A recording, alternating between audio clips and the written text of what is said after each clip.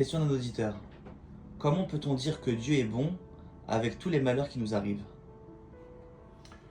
En fin de compte, pourquoi est-ce qu'on l'appelle le bon Dieu? C'est vrai que Dieu est bon, n'est que bonté absolue. Il n'y a pas de douleur ni de mal chez Akadosh Baruch Hu. Il a créé ce monde, dit le Ramchal, les Tivlo, c'est-à-dire que pour lui donner du bonheur. Seulement, comme dans toute chose, la vie comprend aussi un contrat, comme une affaire, comme une situation sur laquelle deux associés devront mener à bien une mission, et donc il y a un contrat.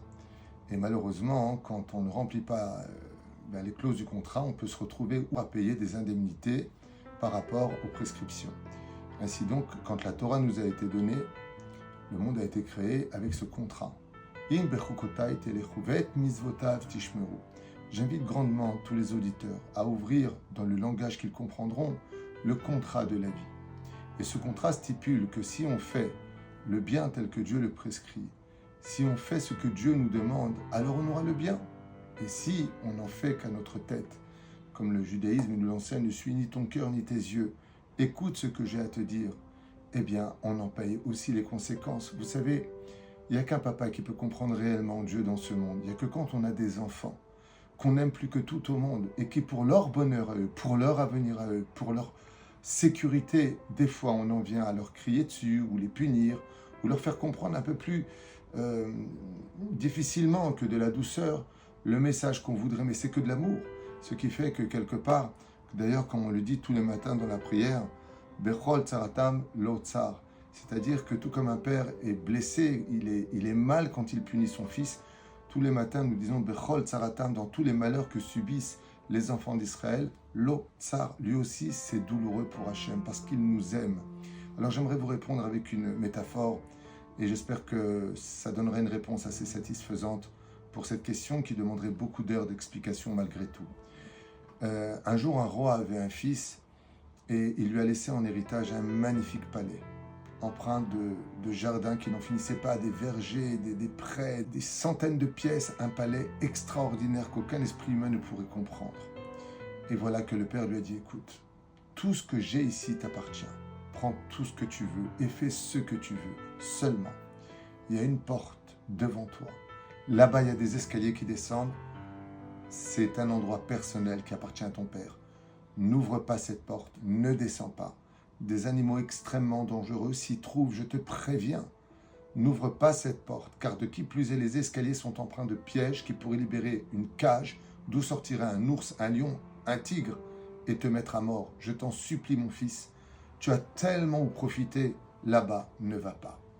Et le père s'en va, laissant les clés du palais à son fils. Et puis voilà que le fils prend de plus en plus d'assurance, et puis il oublie les avertissements de son père. Mais quand il s'approche à chaque fois de cette porte, il y a marqué là-bas, entrée strictement interdite. Mon fils, n'oublie pas, ne rentre pas. Et le fils décide qu'il est assez mature et assez mûr pour faire ce qu'il veut, et qu'après tout, il n'a qu'à assumer ses responsabilités. Il ouvre la porte et s'engage directement vers les escaliers. Et voilà qu'à la troisième marche, en appuyant sur cette marche, se libère une cage. Un tigre terrible sort et le tue. Quand on est venu prévenir le roi de ce qui s'était passé, le roi a posé une question à ces sujets. Il a dit, j'ai une question à vous poser. Qui a tué mon fils?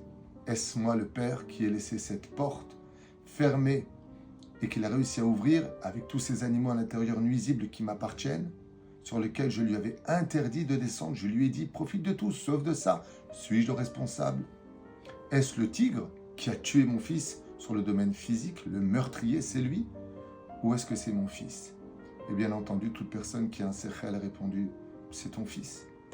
Toi, c'est comme un père qui prête la voiture à son fils et lui dit, mon fils, fais attention, ne roule pas vite, il pleut, fais attention.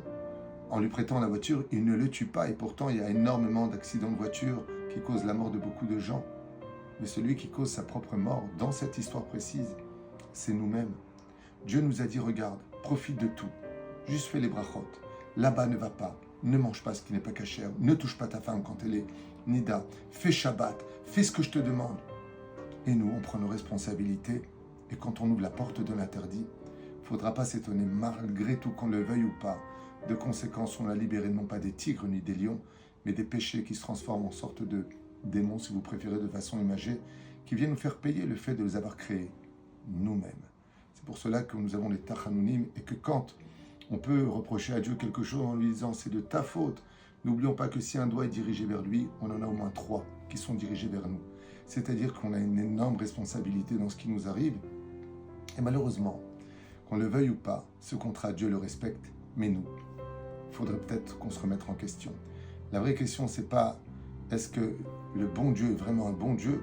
La question, c'est est-ce que nous, on est des bonnes créatures. Merci beaucoup, Rav.